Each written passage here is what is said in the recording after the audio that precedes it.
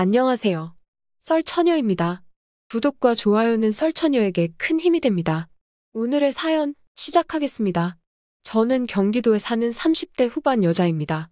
저희 부모님은 제가 성인이 되고 스스로 자립할 수 있도록 경제적으로 지원을 끊으셨습니다. 또한 어린 시절에는 친구들과 다르게 용돈도 안 주시는 부모님이 너무 무심한 거 아닌가 했으나 나이가 들고 보니 부모님께서 경제력을 쌓을 수 있게 해주셨구나 싶었습니다. 졸업 후 스터디 카페를 다니면서 취업 준비를 했습니다. 그곳에서 한 남자를 만났고 공통된 분야가 많아 사랑에 빠졌습니다. 2년간 연애를 하면서 남자의 성실함과 믿음직한 모습에 이 사람이다 싶어 결혼할 마음을 먹었습니다. 부모님께 인사를 시키는데 남자의 모습을 보고 너무 괜찮다며 입에 침이 마르게 칭찬하셨고 부모님이 좋게 보시니 으쓱했습니다. 그렇게 우리는 물 흐르듯 빠르게 결혼하게 되었습니다. 결혼한 지 1년이 지났을까? 친정에서 저녁을 먹자며 연락이 왔고 남편과 함께 친정으로 방문했습니다. 우리는 맛있게 저녁을 먹고 엄마가 서류 봉투 하나를 주셨습니다. 봉투 속에는 건물의 등기부등본이 있었습니다. 엄마, 이게 뭐야? 저는 놀라며 물었고 아빠랑 이야기했는데 너도 이제 컸고 그동안 지켜보니 경제관념도 잡힌 것 같고 그래서 우리가 가지고 있던 건물 중에 하나를 너한테 주려고 한다. 그 안에 필요한 서류들 적혀 있으니까 다 준비되면 말해라. 엄마는 말하셨습니다. 부모님이 어느 정도 여유가 있는 줄은 알았지만 건물을 여러 채 가지고 있을 거라고는 상상도 못해 순간 멍 때리고 있었습니다. 옆에 있던 남편은 와, 장모님 여기 땅값 비싼 걸로 아는데 이거 말고도 더 있으신 거예요? 물었습니다. 엄마는 많이는 아니고 한 4개 정도 있어. 우리 딸 결혼하면 주려고 했단다. 자네랑도 서로 잘 지내는 것 같고 우선 하나 줄 테니까 잘 관리해봐. 뿌듯해하며 말하셨습니다. 남편은 진짜 감사합니다. 장모님 장인어른 걱정 안 하시게 저희 둘이 정말 잘하겠습니다. 입에 귀가 걸린 채 말했습니다. 그렇게 우리는 집으로 가는 차 안에서 남편은 신이 난 아이처럼 자기야, 나 진짜 결혼 잘했다. 이런 부잣집 부인을 만나고 헤헤거렸습니다. 남편이 좋아하니 덩달아 기분이 좋았습니다. 며칠 뒤 부모님을 만나 명의 변경을 하려고 길을 나서는 순간 남편에게 연락이 왔습니다. 자기야, 아무래도 우리는 부부니까 공동 명의로 하면 좋지 않을까? 라고 말하는 겁니다. 응? 그건 아니지. 부모님이 나한테 준다고 했던 건데. 말하니 난 우리가 부부니까 혹시나 해서 물어본 거야. 신경 쓰지 마. 하며 전화를 끊었습니다. 뭔가 석연치 않았지만 대수롭지 않게 생각했습니다. 약 2주 정도 시간이 흐른 뒤 건물은 제 소유가 됐습니다. 내가 건물주가 되다니 신기하기도 하고 좋았습니다. 부모님이 주신 건물이니 더 잘해야겠다는 생각이 들었습니다. 남편과 자축 파티를 하려고 케이크를 사고 집으로 갔는데 못 보던 차가 집 앞에 세워져 있었습니다. 남편이 퇴근 후 올 시간이 되었기에 차 빼달라고 주차번호를 보는 순간 익숙한 번호였습니다. 바로 남편의 번호였습니다. 뭐지? 하는 생각에 전화를 걸었습니다. 여보, 어디야? 나 지금 집인데? 저는 황급히 전화를 끊고 집으로 들어갔습니다. 남편을 보자마자 집 앞에 있는 차 뭐야? 하고 물었고 그거 내가 하나 뽑았어. 어때 죽이지? 남편은 신난 듯이 대답했습니다. 갑자기 웬 차? 전에 있던 차는 어쩌고? 망가졌었어? 그런 말 없었잖아. 하고 물으니 에이 여보, 우리 이제 건물주인데 그 차는 너무 레벨이 안 맞지. 내가 일부러 우리 가족을 위해 건물주에 맞는 걸로 하나 뽑았지. 남편은 해맑게 웃으며 말했습니다. 상의도 없이 국산차도 아닌 수입차를 사다니 어이없어서 쳐다보고 있었습니다. 남편은 내 눈치가 보였는지 여보, 이 차 얼마 안 해. 내가 알아보니까 우리 건물 월세만 3천만 원이 넘더라. 그거에 비하면 껌이야 껌. 하며 신나했습니다. 이미 산 차를 물으라고 할 수도 없는 노릇이고 이전 차도 오래되었긴 해서 우선 넘어갔습니다. 그리고 남편에게 다음부터 이렇게 큰 돈을 쓸 일이 있으면 나랑 먼저 상의했으면 좋겠어. 우리 부부인데 일방적으로 당신이 혼자 하는 건 아니지. 말하니 남편은 여보 그깟 돈 얼마나 한다고. 알았어. 다음부터는 우리 사모님께 꼭 말씀드릴게요. 하며 얼버무렸습니다. 처음으로 건물을 관리하니 생각보다 신경 써야 할 일이 많았습니다.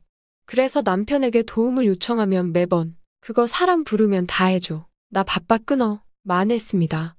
남편도 직장이 있으니 어느 정도는 이해를 했습니다. 그렇게 어려운 일이 생기면 부모님께 도움을 요청해서 해결을 했습니다. 어느 날 친구와 약속이 있어 가로수길에 갔습니다. 걷고 있는데 어딘가 익숙한 번호판이 보였습니다. 남편의 차였습니다. 이 시간에 여긴 무슨 일이지? 하고 남편에게 전화를 걸었는데 여보, 어쩐 일이야? 전화를 받았습니다. 여보, 어디야? 물으니 직장인이 이 시간에 회사지. 어디겠어? 대답했습니다. 그래, 알았어. 하고 전화를 끊었습니다. 외근 나온 건가 해서 카페를 보는데 익숙한 남자가 커피를 마시고 있었습니다. 옆에는 웬 여자가 있었고 마치 면접을 보는 듯 종이를 보며 질문을 하고 있었습니다. 남편이 수상해 다가갔고 저를 보고는 쏘스라치게 놀랐습니다. 여기가 회사야? 지금 뭐해? 하고 물으니 남편은 토끼 눈이 되어 아니, 여보가 왜 여기에? 하며 대답했습니다. 그래서 뭐 하냐고, 저 사람은 누구고? 여자를 보고 말하니 남편은 저를 데리고 나갔습니다. 여보, 내가 집 가서 다 말해줄게. 자기가 생각하는 이상한 거 아니고 사실 내가 사업 준비하고 있어. 라고 말했습니다. 사업? 회사원이 무슨 사업이야? 물으니 아이 참, 나 못 믿어. 일단 나중에 이야기하자. 집에 가서 다 설명할게. 남편은 카페로 다시 들어갔습니다. 저는 집에 돌아와 남편이 오기를 기다렸습니다. 남편이 오자마자 물었습니다. 아까 그 상황 뭔데? 물으니 사실은 나 2주 전에 그만뒀어. 남편은 말했습니다. 그 말을 들은 저는 어이없었지만 내가 모르는 사정이 있겠지 하며 왜 그만뒀냐고 물어봤습니다. 남편은 아니 왜 김 부장 있잖아. 뭣도 없는 게 계속 나를 무시하잖아. 지가 부장이면 다야? 나보다 돈도 없는 게 사람 개무시하고 너무 열받아서 한 대 치고 나왔어. 씩씩거리며 말했습니다. 아무리 화가 나도 그렇지. 갑자기 잘 다니던 회사를 왜 그만둬? 그리고 나한테 한마디 상의도 없었잖아. 저는 당황해 물었습니다. 남편은 남자가 큰일 하려면 이런 자질구리한 일부터 정리하는 거야. 아무렇지 않게 이야기했습니다. 당장 회사를 그만두면 다음 달부터 어떻게 하려고 해? 카드값, 자동차 할부 등 낼 게 많은데. 당신도 참, 우리에게는 건물이 있잖아. 그거 월세로 먹고 살면 돼. 건물주가 일을 왜 하나? 팔자 좋게 이야기했습니다.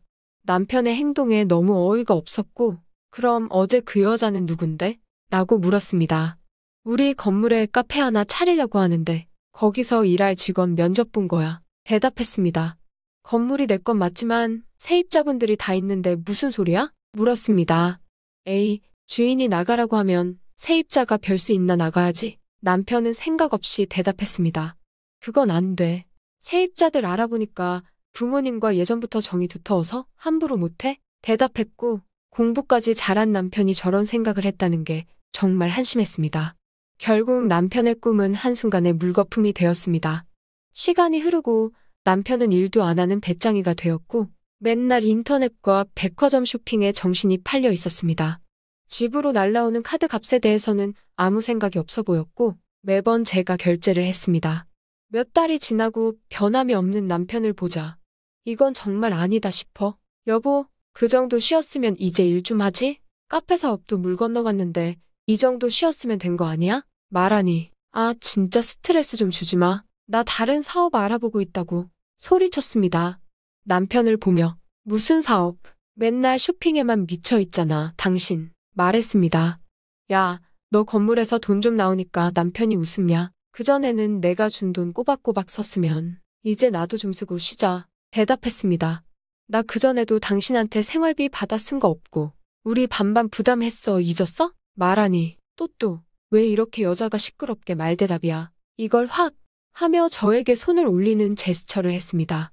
드디어 네가 미쳤구나 생각이 들었고 그 길로 바로 나와 부모님께 그동안 있었던 이야기를 모두 했습니다. 부모님은 장서방이 그런 사람이 아니라고 생각했는데 미안하다. 내가 괜히 건물을 줘서? 오히려 미안해 하셨습니다. 너는 어떻게 하고 싶니? 물으셨고 정신 못 차리는 남편이랑은 도저히 못 살아. 그리고 오늘 나한테 손도 올리려고 했어. 이혼하고 싶어. 말했습니다. 부모님 역시 그딴 놈이랑은 당장 헤어지라고 하셔 집으로 돌아왔습니다. 남편은 제가 돌아온지도 모르고 만취가 되어 소파에 널브러져 있었고 물 한 바가지를 가지고 와 부어버렸습니다. 화들짝 놀란 남편은 뭐 하는 짓이야? 하며 소리쳤고 정신 차리고 들어. 당신 일 안 하면 당신이랑 안 살아. 저 역시 소리치며 말했습니다. 남편은 당신도 작작해. 매달 돈 나오는데 왜 자꾸 나를 못 잡아먹어서 난리야? 나길래 일할 생각이 없으면 우리 이혼해. 당신 같은 사람이랑 미래를 꿈꾸라고 우리 부모님이 주신 건물 아니야. 라고 저는 말했습니다. 그 순간 남편은 제 뺨을 때렸고 맞는 순간 눈앞이 핑 돌았습니다. 내가 이혼해 줄 것 같아? 어림없지. 누구 좋으라고 하고는 저에게 발길질을 하기 시작했습니다. 걱정이 된 부모님은 저를 뒤따라 오셨고 저에게 폭력을 가하는 남편의 모습을 본 순간 아빠는 남편을 한 대 쳐버렸습니다. 젊은 시절 권투 선수였던 아빠에게 한 대 맞으니 그대로 기절했습니다. 다음 날 술이 깬 남편은 부모님 댁으로 찾아와 죄송하다고 사정했습니다. 그 말을 들은 아빠는 너가 감히 내 딸한테 폭력을 행사해? 그거 알아. 맞는 것도 맨정신으로 맞아야 돼. 하며 남편을 다시 때렸습니다. 이빨이 3개 정도 부러진 남편은 울고불며 바지 가랑이를 잡고 살려달라고 빌었습니다. 며칠 뒤 부모님과 저는 이혼 서류를 준비해 남편을 찾아갔습니다. 부모님은 자네 처음이 어렵지 두 번째는 쉽다는 걸 아나? 너같이 벌레 같은 놈한텐 내 딸 못 맡기니까 여기 사인하게 좋게 이야기할 때 서류를 건넸습니다. 벌레 같은 놈은 아직 정신을 못 차린 듯 이혼을 못한다고 했습니다.